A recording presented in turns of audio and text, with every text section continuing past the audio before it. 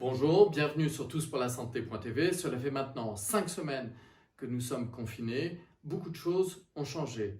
Malheureusement, nous approchons du cap des 20 000 morts, dont plus de 8 000 dans les EHPAD, qui représentent une part de plus en plus importante dans ces décès. Comme vous le savez, il faut aussi bien sûr attendre les chiffres de mortalité corrigés en ville, autrement dit de surmortalité. Ils atteignaient la première semaine du mois d'avril 34%. Alors il y a des signes positifs, heureusement. La décrue a commencé. Le nombre de patients hospitalisés en France a enfin diminué. Nous atteignons le seuil des 30 000 alors que nous étions à plus de 32 000. Il en est de même pour les patients en réanimation. Il y a maintenant moins de 6 000 patients en réanimation. Il y en avait le 8 avril plus de 7 200. Pour mémoire, en temps normal, la capacité de réanimation est de 5 000 lits en France. Une autre nouvelle qui est importante, qui est le taux de contamination par personne infectée. Il est passé dorénavant sous le seuil de 1, alors qu'il était à plus de 3, selon la directrice générale de Santé publique France, ce qui veut bien dire que l'épidémie est en cours de diminution, est en cours de régression. C'est bien sûr un effet du confinement, peut-être, selon le professeur Raoult, ça pourrait aussi être un effet du printemps. Une autre nouvelle très importante, c'est la diminution très significative du nombre de consultations pour Covid chez les médecins généralistes et dans les urgences hospitalières. La semaine dernière, il y a eu 7 000 consultations hebdomadaires, alors qu'il y en avait 30 000 et même 90 000 dans les semaines précédentes. Ça ne doit pas cacher une inquiétude, une grande inquiétude. C'est que les patients habituels ont disparu des cabinets de ville. Les médecins généralistes disent qu'ils ont une baisse d'activité de 50%.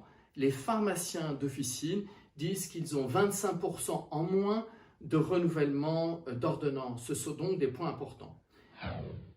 Les régions les plus atteintes en termes de cas sévères, vous le savez, sont l'Île-de-France, le Grand Est et la région Auvergne-Rhône-Alpes. La côte ouest est relativement, jusqu'à présent, épargnée. Et 3 régions en métropole n'ont pas jusqu'à présent de surmortalité observée. Il s'agit de la Nouvelle-Aquitaine, de la Bretagne et de la Provence-Alpes-Côte d'Azur. En termes de population touchée, vous le savez, les aînés, les seniors, sont les plus touchés et sont la grande cohorte de patients en réanimation. Plus de 90% des décès sont chez des patients âgés de plus de 65 ans. Mais on voit apparaître de nouveaux facteurs de risque, de nouveaux facteurs de gravité. Au-delà des comorbidités telles que le diabète ou l'insuffisance cardiaque, on a remarqué que 70% à 80% des patients de moins 50 à 60 ans qui sont en réanimation souffrent de surpoids ou d'obésité. C'est donc un critère majeur. Confinement. Le président l'a décidé, il n'y aura pas de D-Day de la libération. La levée du confinement sera vraisemblable à partir du 11 mai et progressive par secteur, par niveau de risque de la population, voire par région. L'objectif, c'est d'éviter la reprise de l'épidémie, c'est de maintenir la distanciation sociale. Donc il y aura des outils majeurs. Ça va être bien sûr de détecter les personnes infectées, de les mettre à l'isolement et de faire ce qu'on appelle du contact tracing. Ça veut dire quoi? Ça veut dire qu'on va utiliser vraisemblablement des outils numériques. Cela va justifier un débat à l'Assemblée pour voir jusqu'où aller ou ne pas aller, mais aussi le déploiement de forces vives, d'épidémiologistes, de se reposer sur le réseau de professionnels de santé sur le terrain pour voir ce qui se passe. Alors justement les tests, sans tests, il n'y a pas de levée de confinement possible. La France a accéléré et passé à la vitesse supérieure. Nous avons réalisé la semaine dernière plus de 120 000 tests grâce au réseau de laboratoires hospitaliers et enfin grâce à la mobilisation qui a été demandée aux laboratoires privés. Il va falloir augmenter ça de façon très importante lors de la levée du confinement le 11 mai.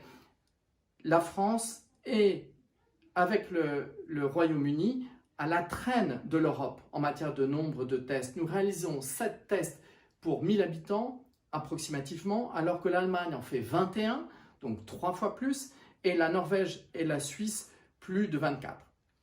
Les masques, vous l'avez entendu, le président a reconnu qu'il y avait des hésitations, des flottements, un manque de préparation concernant les masques.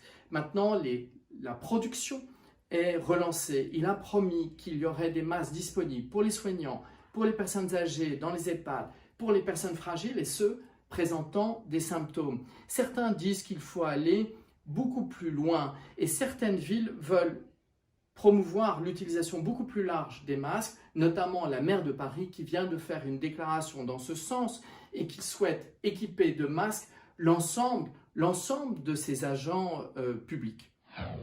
Comme je vous l'ai déjà dit, les essais cliniques se multiplient en Europe, en France, partout dans le monde. Il y a quand même une question claire, c'est l'efficacité de la fameuse hydroxychloroquine.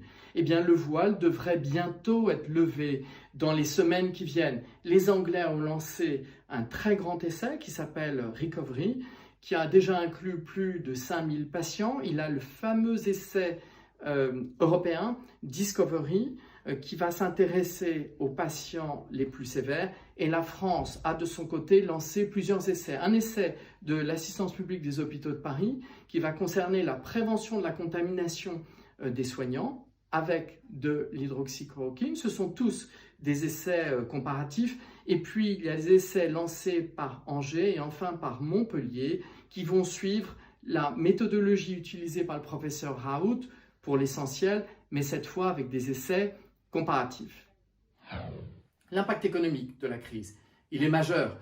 On a revu à la hausse l'impact sur la croissance qui sera négative, mais cette fois, dixit le ministre de l'économie et des finances, l'impact de récession sera de 8%.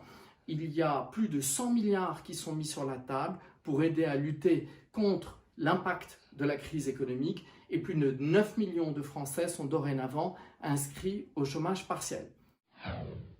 Enfin, pour finir, je voudrais vous remercier. Vous remercier parce que vous avez été plus de 100 000 à vous connecter sur notre plateforme, à poser des questions, à regarder les dernières informations disponibles, à lire la question du jour ou à regarder nos vidéos.